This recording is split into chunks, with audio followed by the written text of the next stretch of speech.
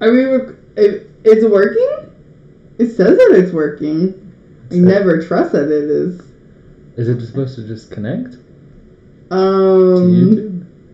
Yes, okay. But you'd think that we could see where it was. Why is it not? Show me the thing. Oh no. Unfortunately, it doesn't have voice commands. Well, I guess Cortana is a thing, but no. Show me the streams. Hello. Maybe if I go here, it will show us the streams. Have you tried doing that before and it shows you? Oh yeah, live now. Oh, look at that. Oh wait, if I go to my creator thing, this is what happened at the beginning of my last stream too. It was just like me fumbling with software for like 10 minutes. Like, what do I do? What do I do? What do I do? It's the beginning of every live stream. Why is there no live streaming thing on here? Okay, I guess I was wrong. Oh, live streaming. Oh. I think you have to hit push the button! Okay. Is it a hover? Nope. What the hell? Oh, it's just loading. YouTube is being a jerk to us. There we go. You can change there we are! We are humans on the internet. And last time I even figured out that you can share this with telephones. With telephones. Incredible. With telephones. Oh wow, that's a hell of a delay. And there's a chat somewhere. There it is. Hi people. So eventually we will get humans in here. But in the meantime, I will post this on the internet. Because that's the second thing you do after you get all of the things to work. Then, it's the last computer step. Once you have all the functions... Oh no, let's not have my voice doubled on my phone. Would you, while I am trying to get this to work, like to introduce yourself to the humans? Sure. I'm Andres Cuervo. I don't know who I just waved at. I guess you? Is this recording? Oh yeah, we should like show you what you can see, what everyone can see, so that it doesn't seem real awkward. Okay, yeah. Do we know which camera? So this is my camera over here. This is your own personal camera over here, and then this is our handy movable camera. And you're just streaming all three at once. Yes, all three are streaming. Okay, that makes things much more simple, much simpler. I do AR things. Yay!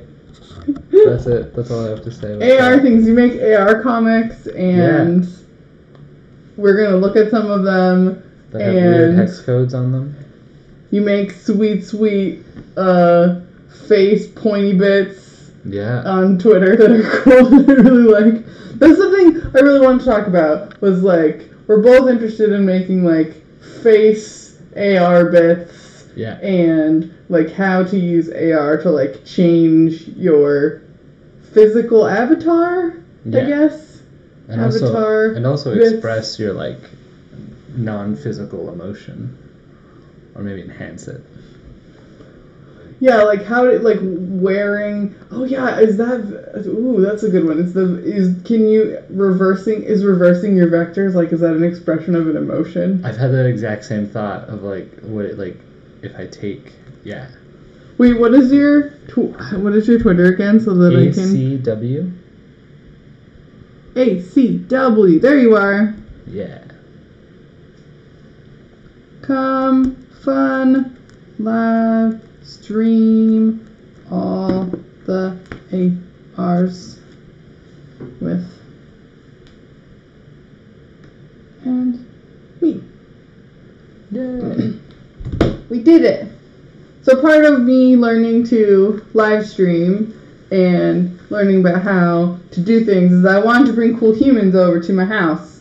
So welcome to the kitchen, which I haven't live streamed from before. Oh, I just realized that you can see a duplicate in the camera. I just noticed it too, and it's really cool though. Infinite duplicates! Yes. So eventually we will be making a coconut Thai curry. But right now, we're going to check out some awesome AR things? AR comics.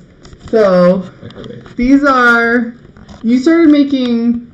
Okay, I should back up. We met because we both did a talk at... Tech Poetics. Yeah. This Facebook group called SF Tech Poets. And... It's really just an event that happens sometimes. Yeah. And it was really cool to, like, see different kinds of AR work up next to each other. And you talked about these comic books that you were making, or comic strips, I guess. And you started making, like, an everyday practice of making them. I tried. I only brought a few because I only have a few after this, and then I kind of stopped. My hope is to, like, do more throughout the year and eventually end up with 365 for 2018, but, like, not daily. So, yeah, that's where I'm at with them. But there are some cool ones that happened in the first, like, 11 days, so we'll probably just poke around in those. So we're going to attempt to use my little handheld wiggle camera over here to line up the phone camera with the little strips. It's a lot of camera lining up. Yeah. So we'll see what happens. So, day one, Happy New Year. That's that. And then, let's see how this goes. So, if you go to this website, arc.glitch.me, and you click on here, and very exciting loading time. It's technology, people. It's slow. And then, hope that it lines up, and yay! The white balance in this room is kind of wild. Namely, it's like mostly yellow, so it's kind of difficult. There we go. You want to lift it up a little bit? Yeah. Maybe that'll help. Yeah. Okay. Yeah. So, without. Ooh, there's sparklies. Yeah. Ooh, fingers. Yeah. I'm trying to intentionally. Yeah. There we go. So without it, wow, it's difficult to do this. There we go. Without it, you get this sort of... Oh, I guess I could just do this. It just says Happy New Year. But then you get a little stereotypical, like, sparkly thing. And this was kind of my, like, first idea, so I did it. Then I'm just gonna put this over this one. Then I've been doing this thing for a long time where I really like... Oh no, phones. Very specific, like hex colors. For some reason, like 3 years ago, this one 2EAFAC became my favorite, and I can't tell you why. Is it more like the color itself, or more like the name of the color? Because that's such a good name for a color. It's a really nice, like it's like typographically like symmetrical for sure, or like perfectly asymmetrical. But it's also just like I really like the color. Also, these like I like tried hitting it with watercolor. That's like around the range of the color, but none of these are actually true. Like, true to the hex color, obviously, and then I'm sure on the camera they're like even a little bit weirder. But anyway, I didn't want to make a new AR marker every time, so you can see that when I put my phone on, it like still does the star thing. But now I put down here a little menu to switch to little spheres that represent the what's it called? The hex colors. What I only noticed afterward, and is kind of embarrassing now that we're live streaming this, is that the colors are actually arranged wrong. Like that purple in the top left is actually bay, and oh, I see. This one up here, this one down and down and to the right is like 2E. So we would need to like swivel it. But you can't do that because it's AR. So the you actually can if you. If I go like this. Oh yeah, there we go. Now it's. Oh no, I guess it's still oriented wrong. No, wait, actually, I know. We'll just take the sticker off. Yes. Yeah. Okay. Problem solving live on live streams. There we go. Perfect. Oh, that's still wrong because actually it's inverted in a way that I can't flip. Oh no. Right? Because BEE is this greenish color. Never mind. This one. Oh no, it would have to be mirrored. Yeah, I see. yeah. Okay. So that was one. That was day 2. Day 3. Day 3 is I think it. Day 3 is I don't remember if it came out the day before or on January 3rd, but it wasn't Heartbleed. That was last year. What was the one that was this year? Basically, like all CPU advancement for the last like 20 years turned out to be like a massive security error, affecting literally every computer on Earth, including JavaScript runtimes. And I was feeling pretty bummed about that. So. Wait, what does it say? There's a bug that affects every Intel drive for like 25 years. So Skull, it's going to be hell for... It's going to be a hell of a year. A hell of a year. And then the AR basically personifies that, which is a computer switching in and out between a skull, or it's an animation switching between a skull and a computer. I feel like that animation, the switch between the skull and the computer, is basically just like that happens like every few months now. Yeah, it's not particular to that bug even. It's just like kind of how computers feel most of the time. Yeah, it's like now that feels like Cambridge Analytica. Yeah, for sure. This one was interesting. All the other ones I did by like coming up with a little doodle and then writing some words and then sticking the hero marker, which is like what makes the AR happen. Sticking that on top.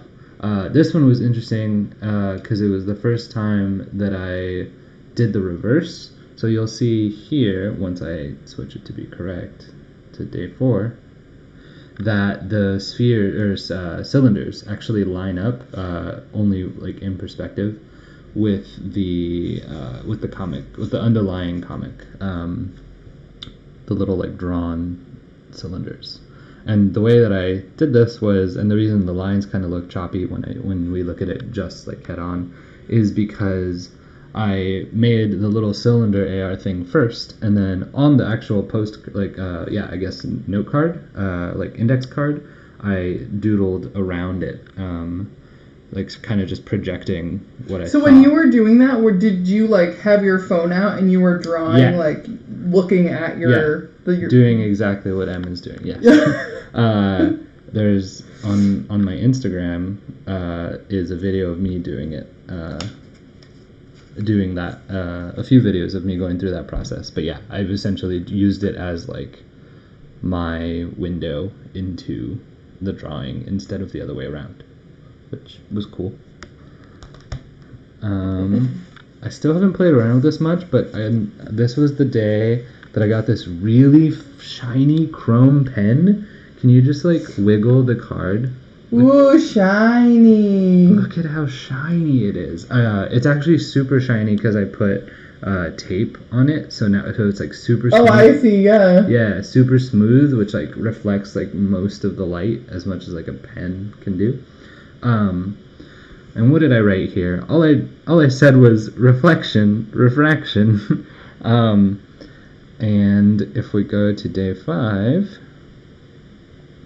I added this weird sphere, and it's kind of difficult to tell if I wasn't here narrating. I think I need to redo. I've done a few with this technique, but it's basically this weird sphere that appears is faux refraction. It's obviously not true refraction because it's not taking like the entire environment into account. Mm-hmm. It's just taking what the camera sees and kind of warping it over this weird sphere thing. I guess if you put your hand... Oh, I see. Yeah, now. There we go. Yeah, so the shadows, for instance, are stretching, right? And so I think it's stretching like just the bottom, maybe like fourth of the screen. I don't remember exactly the parameters, but I've done a few that actually, it's like the most interesting effect is for you to put your hand over it because it ends up looking really stripy. That's really cool. Anyway, yeah, it was interesting. I was just thinking about light because I got this weird shiny pen. That's a cool effect. I like that one's interactive. Yeah. it like forces you to play around to see what's going on. Does that work? Yeah. Small mirrors. So this is the same dealio. Okay, it's two people. Hi, two people. Hi, two people. This is the same deal. I was like, light is dope. So actually, we'll read it first. It says, imagine a mirror that sort of just... What did I write here? Imagine a mirror that sort of just threw the light coming parallel to it. Strange. Which is effectively what faux refraction is. It's like, it's taking all the light that it can see from one direction and and bouncing it, which isn't the way refraction works. It's not the way a mirror works. It's not. It's like there's no physical equivalent. The only way it would be like some like crazy maybe like lenticular process. But anyway, disregarding all of that, this is a really interesting effect where I basically punched. It's like I punched sort of parts of the world and I'm reflecting them. Mm-hmm. So I basically created this fantasy mirror that the little comic was describing. You can actually, I think it might work if you like put your finger at the bottom of the card. Try not to cover up the hero marker. Your finger might get caught in the refraction. Yeah, I can see it. Yeah. I see it a little bit. Yeah, there we go. Oh, covering it up. So yeah, the projection's super weird and really close. But yeah, it does these interesting weird things.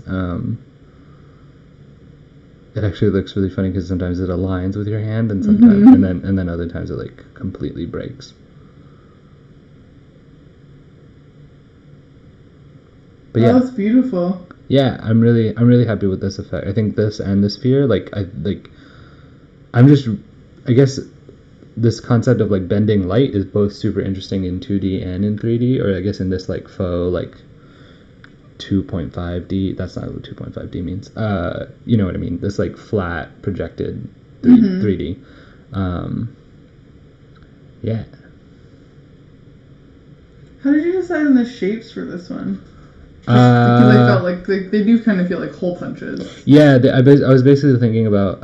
I started with all holes, and then what I realized was that when I started with 4 circles, and when I did that, I realized that there was this weird I really wanted to fill the negative space, and so pretty naturally I just used circles, or not circles, squares. To sort of fill in those corners, and yeah, that's all I can, there was no rhyme or reason other than I stumbled upon this collection of shapes and it looked pretty. It's always a good which reason. Which is I think reason enough. Okay, so this was the first week, day 7. Day 7. Circle. Hi, Callie. Yes, doggos need attention. Doggos need attention. Yes. Look at how cute she is.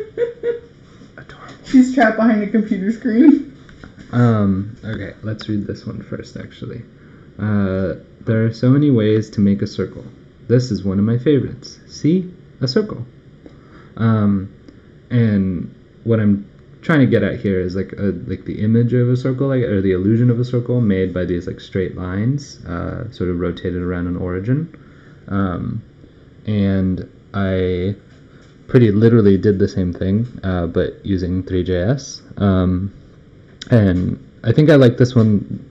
This one's interesting because it's almost an exact reproduction of what you see in the little comic, but you get the ability to I animated it, and as I'm also rotating the shape, and so it ends up doing these you can kind of see that that it's doing what the page is doing, but it's also doing something that the page could never do, right? Which is have this animating fluid, sort of fluid shape, sort of point out to you this the weirdness of this shape, which it both breaks and sort of reinforces the illusion. So that's pretty cool. I really like in this one too that you're really pointing out how circles are made from straight lines and not especially in like a computer situation where you're not using vectors, like, or where you're not using, like, ow, sitting on my foot, where you're not using like this. You're always gonna get some straight line somewhere in your circle. So I love that. I don't know. It just, this one especially just seems like some cute, like, this is computer graphics kind of thing. Like, I don't know. Yeah, it was very much like, computers can't make perfect circles. What's the most interesting way to make a circle? Yeah. Yeah.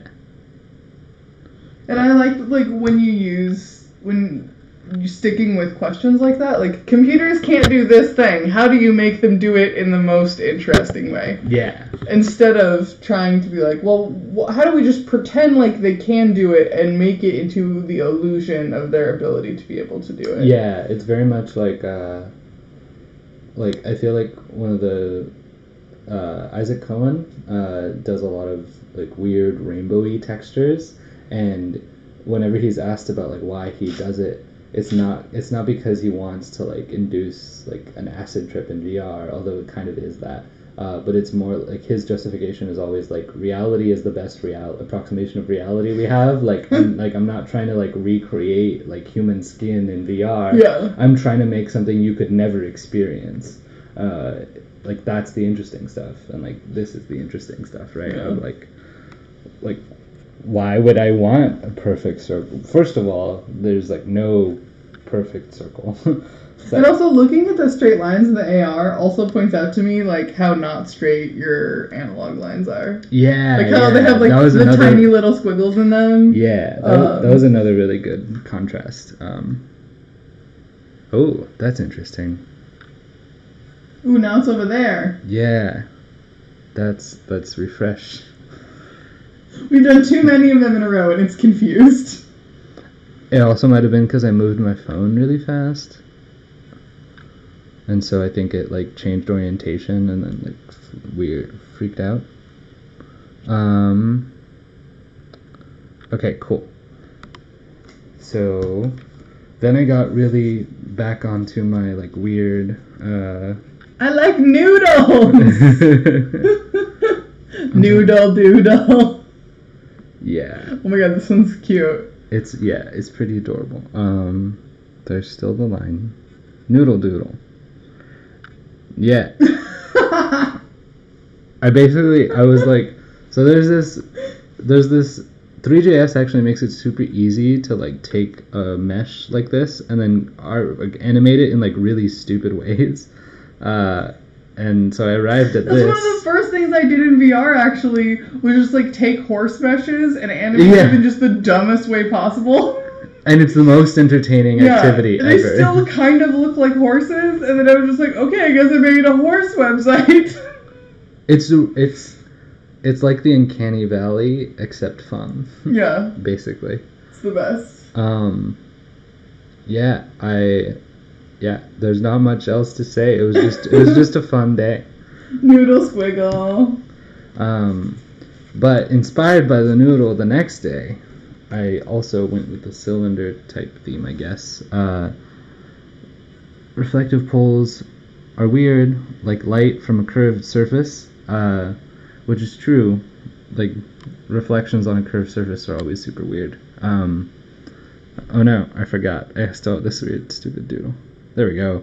And so now I'm doing the faux refraction thing that we've seen already, except I'm doing it on a cylinder. And so I'm showing you sort of an approximation of the weird effect. In fact, I'm showing you a really weird version, which is, it's like this is actually like completely like wrong. Like if you notice the geometry is like dipped inwards, so it's more like the inside of the pole is reflecting or refracting stuff. Oh, I see. Yeah. It's super strange. Actually, I did it correctly. Oh, sorry. Goodbye. Sorry. Steve is home. Hi. Hold on, let me plug the computer back into the Oh, I didn't even notice that happened. Oh, ouch. Oh no, computer. There we go. Callie likes to run at the door whenever anyone gets here. It's her favorite activity. We're live streaming Andres AR comic strips. Hi. Hello. You're live streaming? Uh-huh. Wait, come in so that people can see the major noms. You have to... Where's the other camera? There. Yeah. Look at my glasses. We were just talking about reflections. Oh, I have to show you my favorite reflection on a curved surface. Oh, okay. Yeah, that's exactly what we were talking about. Is my grandmother's cake plate. Mm-hmm. And if you look, like if you look at me through the little nubbin, you can see like, you know, like it's an exact upside down. Yeah. And you know, down here the like it's really wobbly and stuff, but like, yeah, it's just fun to think of this really cool as basically your eye. That that your eye works almost exactly as just this hard glass ball. Right. Except it's actually gooey. Yeah, except for it's actually gooey and full of salt water. But yeah, that's really... Whoa. Yeah. Isn't that cool? Yeah. It's super... Like, it's just super rare that you get glass that's in the shape of, like, pure glass that's in the shape of, like, an orb. Yeah. We were just like, sitting around the other day and discovered that. That's awesome. But yeah, just like this old cake plate of my grandmother's has this giant piece of glass and a ball at the top. That's dope. More. Yeah, 2 more. This one was actually like legitimately like I made a little comic, or at least the first panel of what you would consider a traditional comic. You ever think about how the spin of an object affects how it views the world? And then it's got a little cube and it like has eyes on it, and it's kind of adorable. I took the cube and I personified it. Well, I didn't personify it. I personified it in the comic. But here, it's wiggling, and you'll see it's actually a really weird mapping, but it's mapped to my the accelerometer on my phone. Whoops. There we go. So let's see if I can do this. If I stay really still. Yeah, there we go. So that's proving that it's mapped. When I tilt down a little bit, it tilts around. I think I inverted all the axes, so X is Y, Y is X, and yeah, I think that's how that works. So it looks really confusing, but this one also is like the most like properly, or at least I think one of the most properly like interactive, right? Like it's like now the phone is like literally a device for controlling this like really weird, like it's both a window and like a controller. Yeah, and like now it like feels like a fishing rod, like you're really moving the world around with your hand. Yeah, for sure. Yeah, and it came out of a proxy of like what I really want is phone-based AR. Is at least marker-based AR right now on the web is really limited to like simple interactions, and I think not being able to like reach out and touch and like mess around with AR made me really want like a controller, and this is kind of the best way I have to interact so far. So it's strange how like when you're using your phone to do marker-based AR, the screen and the camera and the phone, like the controller, they're all then like sandwiched into one thing. Yeah. So then your eye, your hand, and the thing's eye itself all become like in this one area. So then the controller has the restriction of having to be able to see the marker, and then like you having to be able to see the screen, and it all of the design restrictions get like so strange to like have to have all of these restrictions onto something that wasn't really. These aren't like designed to do that. Yeah, no, it very much feels like a Rube Goldberg of sort of like technology. Yeah. You put one thing on top of another, and then you get up this one thing that's like super fanciful for a few seconds until it breaks. Or, until like you move your hand too fast, like you did with the marker before. Right. And then suddenly like it doesn't work anymore. Yeah. Like a Rube. I think I it just occurred to me right now that, but yeah, Rube Goldberg is actually a really good metaphor because yeah, if you mess up any single component, all of a sudden the whole thing is broken. It's not reproducible. It's really hard to fix. It's a weird time. It's interesting. One of the things about these, like, while they're not my favorite devices to use for AR, like, I have to admit that we're gonna have to use them for that. And one thing I would really like to see in hardware, if we're gonna move from this to like one step better for hardware design, it would be great to like have spherical cameras built into them, because then you would at least have the thing being able to see the markers, or see, you know, even if you were just using like AR kit, its ability to see the world would be less affected by your moving the thing. Yeah, for sure. So then you would have at least some less restrictions and like some less problems. And that'd also be exciting for everything I do, because I'd be able to refract in 180 degrees. Yeah.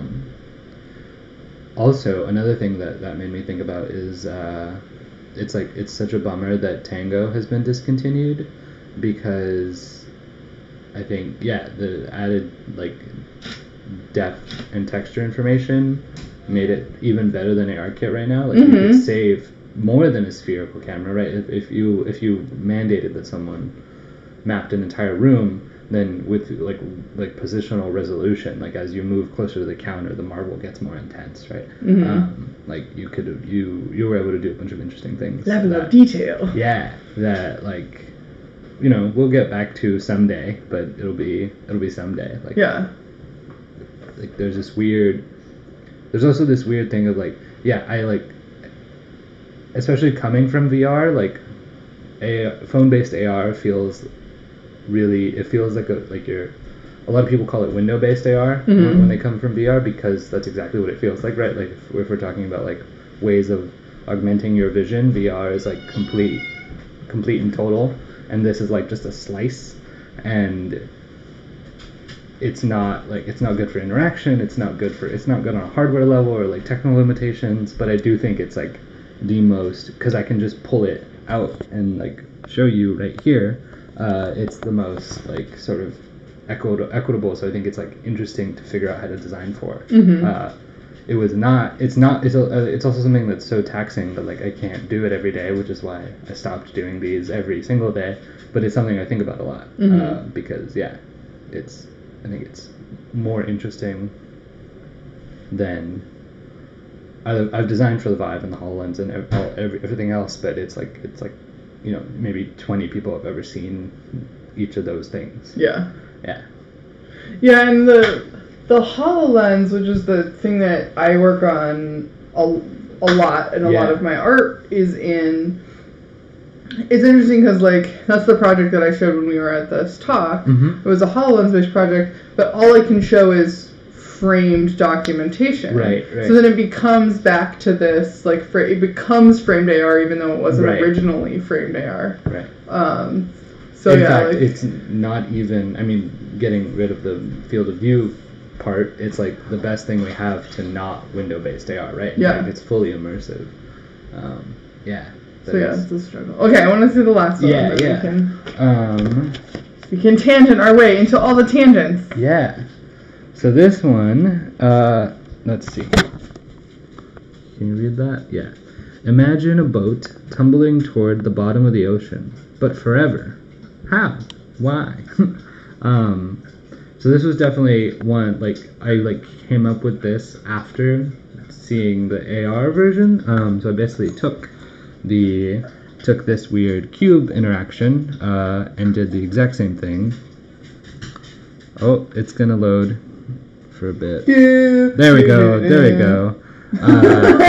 So this is just a boat that I got from Polly, and it is also tied. In fact, not it directly, but it's like a child of this like blue cube, which I intended to be like a section of the ocean.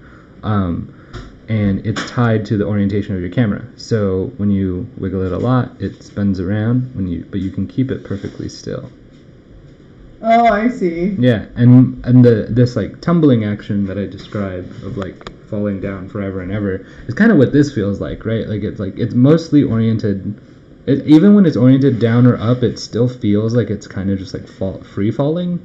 At least that's what I interpreted it as. And yeah, I think I have a few more after this, but I kind of want to meditate on a few of the ideas that I have here.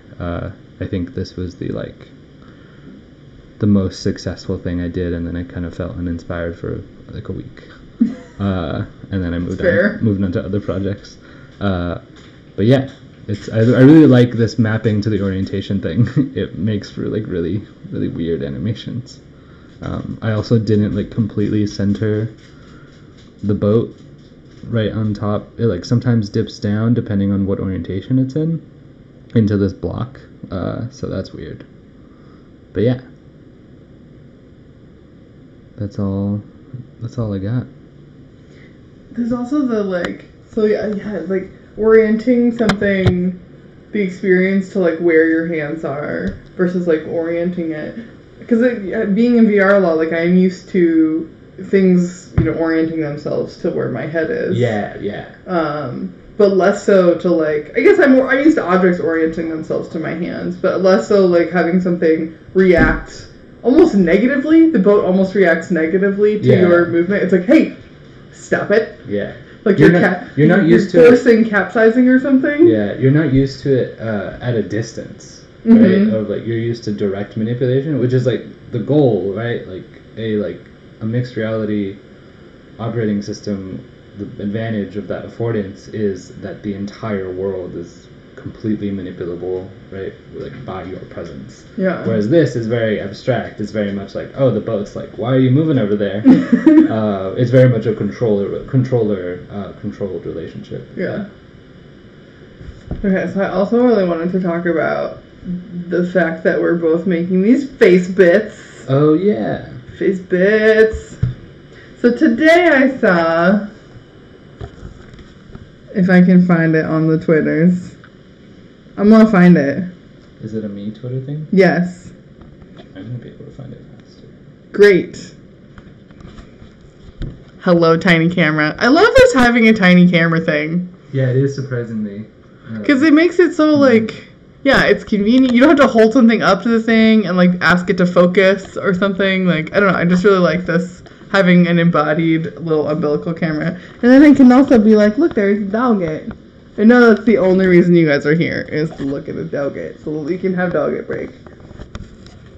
Cute Dogget break while we look for things on the Twitter. Yes. Wow, that resolution's wild. Animate. Actually, I can find it on Instagram. This'll work. So this is you're using landmark detection to on ARKit, yeah. On ARKit to reverse the normals of your face. Mm-hmm. And I don't know if people haven't. I mean, most of the people who have been following me have probably seen a lot of this project. Putting them side to side. Where I have also been using landmark detection to layer, just like this is, I think, around 100 layers of digital makeup recursively over and over and over again on top of my face until landmark detection basically breaks. That's the intention of this piece, or of this series of pieces, is to just stress landmark detection out until it's like, oh, I give up. Yeah. And this is that same image 150 iterations. So this one is interesting to me because it basically just like invented a whole other huge face. Yeah. With huge eyebrows. I love it when it does that. And then also like sometimes it'll invent like tiny faces just like in corners for no reason, and I'm like, where did you get that tiny face from? It's really interesting. And then I think the best are like when it like combines like your mouth with something in the environment. Like it finds an eye over here and like an eye over here, and then like makes the mouth like this. Like So we've both been using landmark detection and AR to sort of play with masks and makeup and AR and stuff. And so I'm interested in like what the, not implications, because that word means like the future, but just like what is playing with this feel like to you? Because a lot of this is like, it's fun to play with your identity in these ways. It's really fun to just like play with what you look like under or within a machine. Yeah. And to me, these feel a lot like the sort of next step in photography, because photography for a long time has been like about machine processes, right? Like it's been very chemical at first, and then like we got into digital photography, and even that like was very machine processed. Yeah. How do we get resolution? It's basically Moore's law for vision. Yeah. Right? Yeah. And the whole history of photography has this relationship to art where photography like there's this like accusatory like friction between photography and traditional arts, where photography was like the new bad boy in town, and it was the one like causing portrait artists. Yeah, it's just causing drama. Yeah. And you know, like and you know, mechanical reproduction and all of this stuff, and that really changed the way we think about art. And so I think that these are interesting in that sort of lineage of photography, because it's like even selfies, people still think of selfies as like maligned, as like amateur art. Yeah, it's like amateur to take photographs of yourself. It's and stuff like that. User generated content, not art.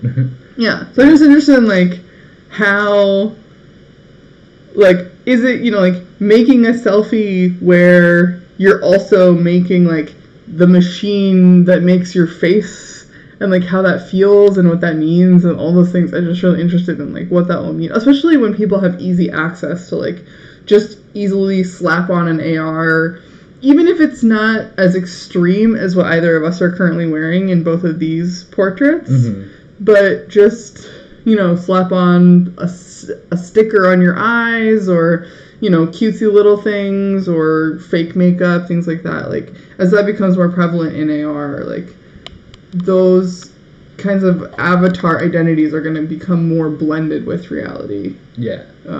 And our identities. Yeah, I think one thing that like is super interesting for me personally is like this is the first time since like I took art classes in high school maybe that required me to make portraits, but like that was probably the last time that I like have like seriously like considered my face like in art. And this is the first time I'm like, oh wait, like there's something here, like playing around with expression, playing around with my mood, playing around with my identity, that I just like don't address very much. And yeah, so just on a like artistic level, like I think part of the reason that selfies are so maligned is because they're seen as like flippant. And like I think Snapchat definitely did something like that's their whole business model, right? Of like take a thing that is completely ephemeral, that like quote unquote doesn't matter. And it's interesting that these like if we use these not to sort of augment like flippant moments, but if we use these to like create avatars or like change the way we interact in maybe like a social AR space or whatever that would look like, I think it would elevate this like it would elevate selfies to like a proper medium, right? Of like, oh no, there's like now this feels like a toolbox, right? Like I think the reason this gets into like why professions are professions, but at least for art, right? Like the mastery comes from mastering your tools, and this sort of gives selfies a toolbox, right? Like, which I think is one of the things that they were missing, on top of the connotations of just not having, lovely, not having. Now I don't have to hold it the whole time. Yeah. Not having sort of legitimacy just because they're amateur-ish. Like that's not a valid retort to a lot of like pop art.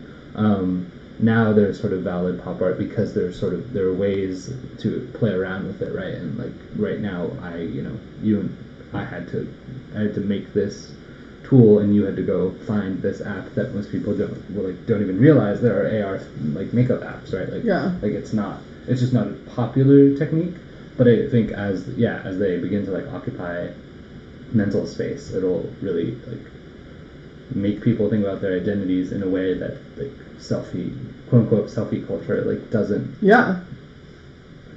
Paradoxically. Fine. Hi, James. Give me some comments, y'all.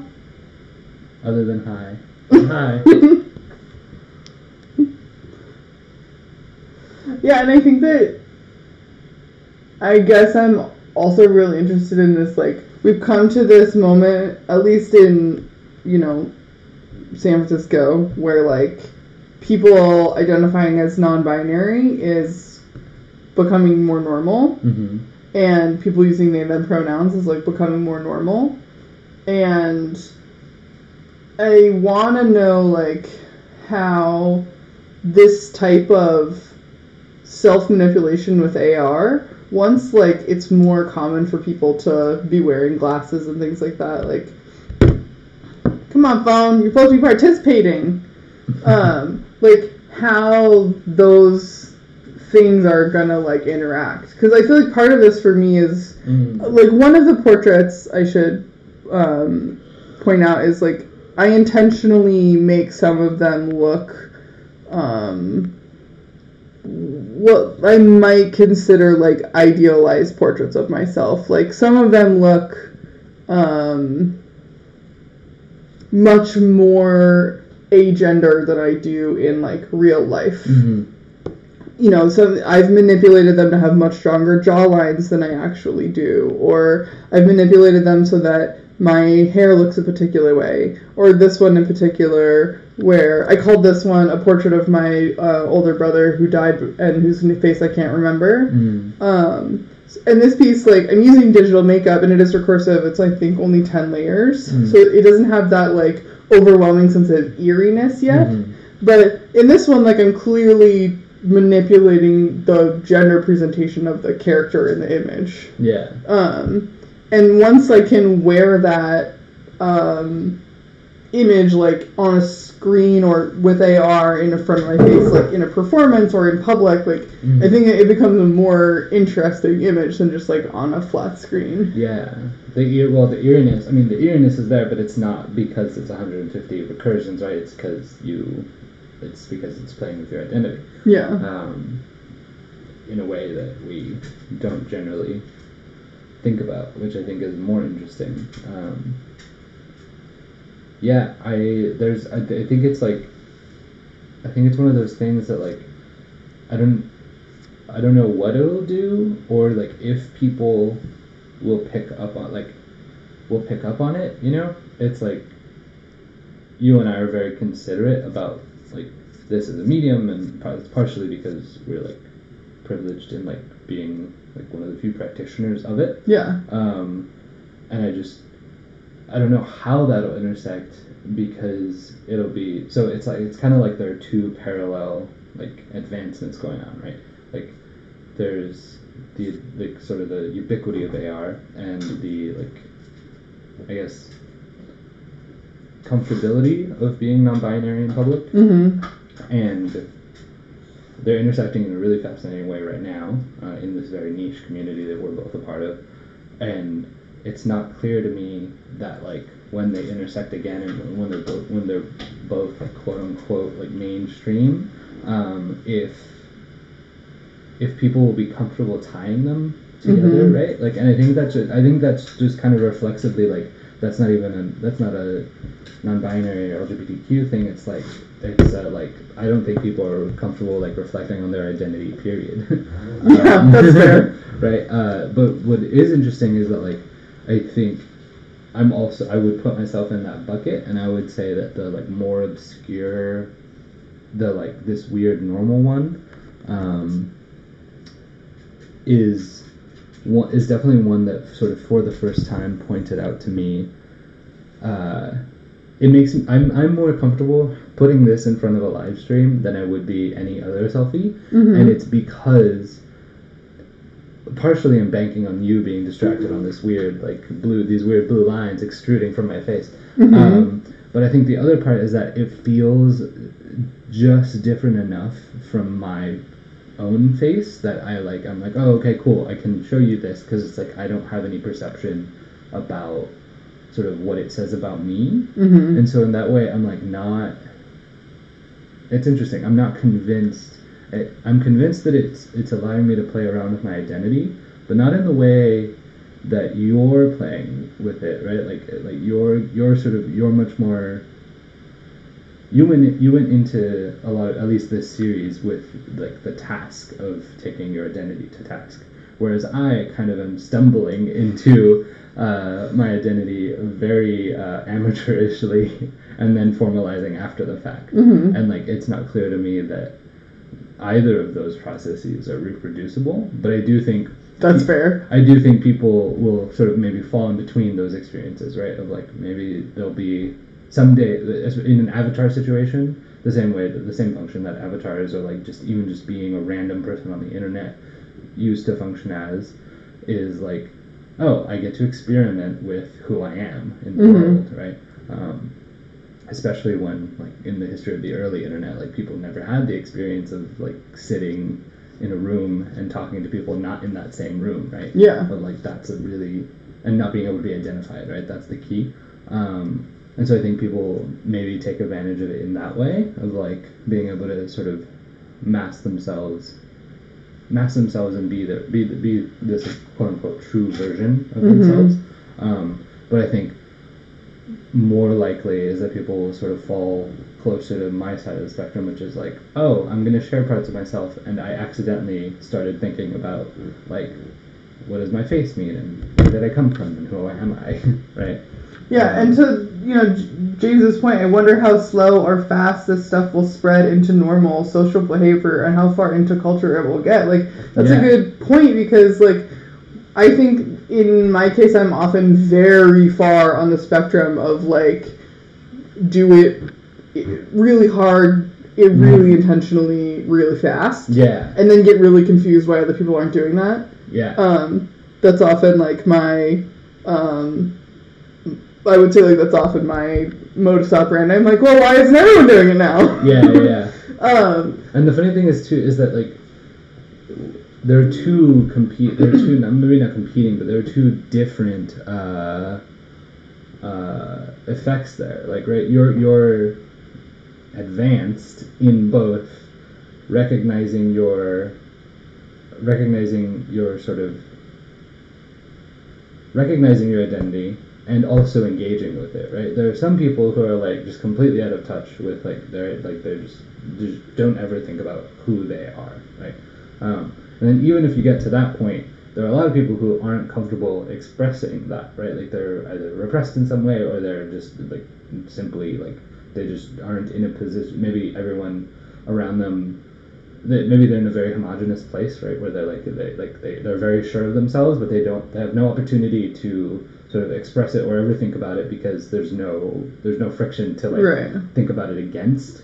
But do you think that like these kinds of tools will give people or can give people more access to like means of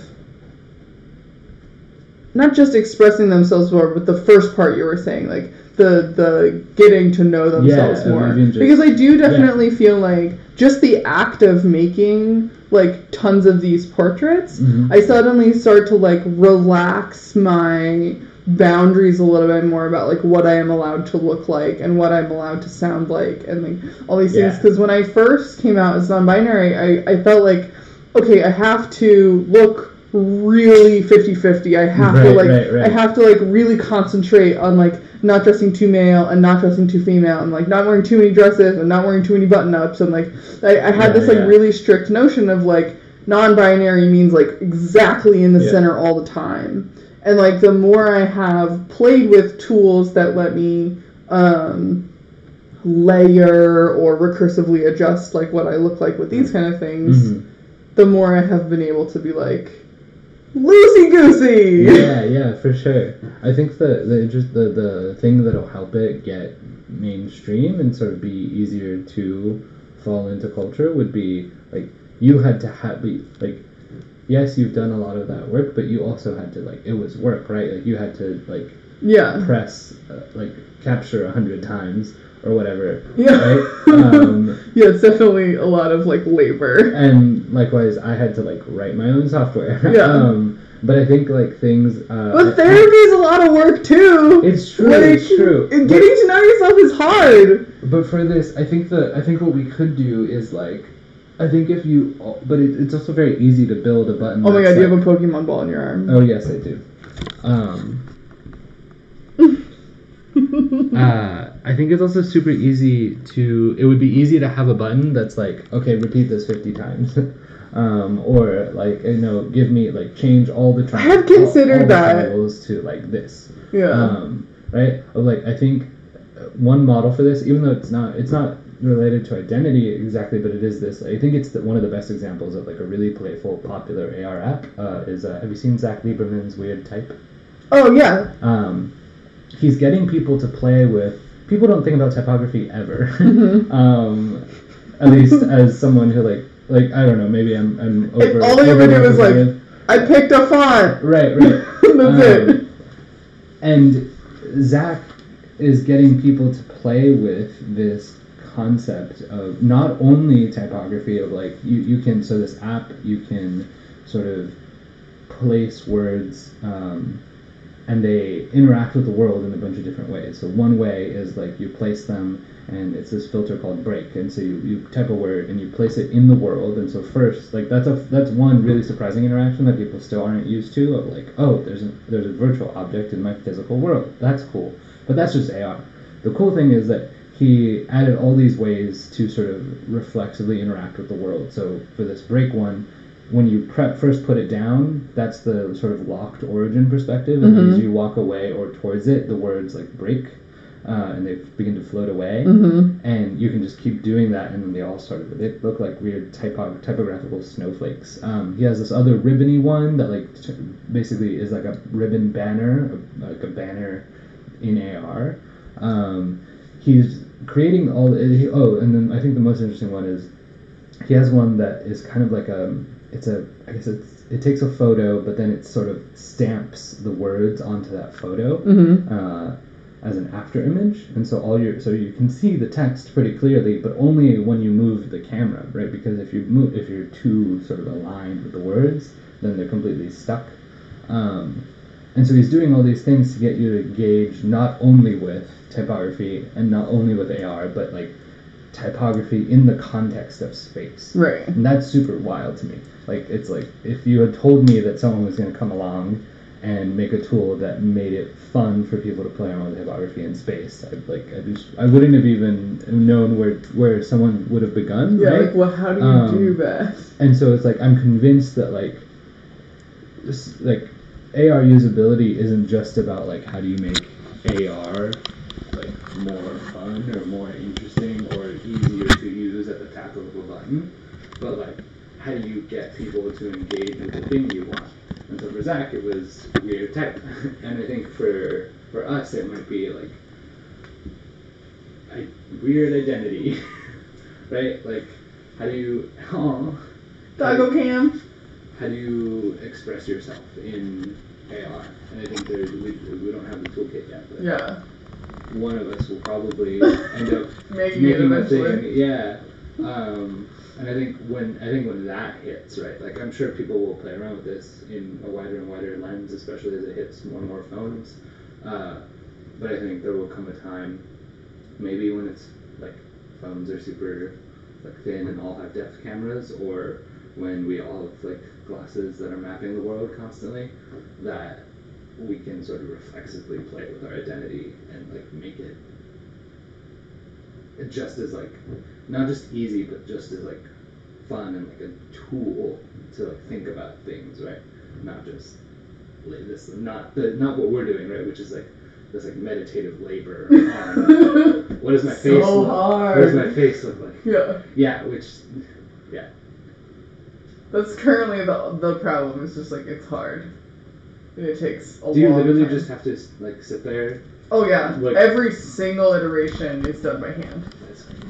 Because there isn't really another way to do it. Yeah, no, I was thinking about that when you were saying it. I was like, oh, you must just test the button. It's 150 and every times. iteration is like the first 50 iterations are usually like 5 button presses, Okay. and then at the next 100 are 8 button presses because it starts to get confused about where the Right. faces are. So then you have to be like, this is an eye, and this is an eye, and this is lips. And this is an eye, Right. and this is an eye, and this is lips, and this is an eye, and this is an eye, and this is lips.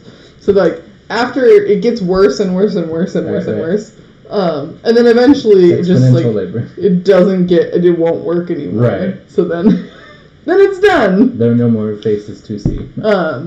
But yeah, then sometimes it'll just like add another one, and stuff like that. But yeah, it's so hard. It takes a long time. Yeah. It's a lot of just like me waiting for a meeting or something, just like click, click, click, click, Yeah. click, click, click, click, click, click, click, click, click, click, click. And I even count them. It's very meditative because it's always like, it's exactly the same every time. I'm just Yeah. like, and I learned early on to like use the same like makeup look so that like I didn't have to like do the lips individually from because you can like design a makeup look in these apps. Yeah. So I'm just like, I'll just save this one and just click on it. Save you and a click. over. 50 clicks. Yeah. Over.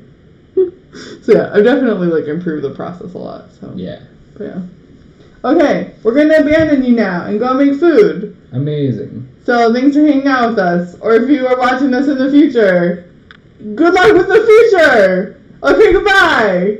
Bye.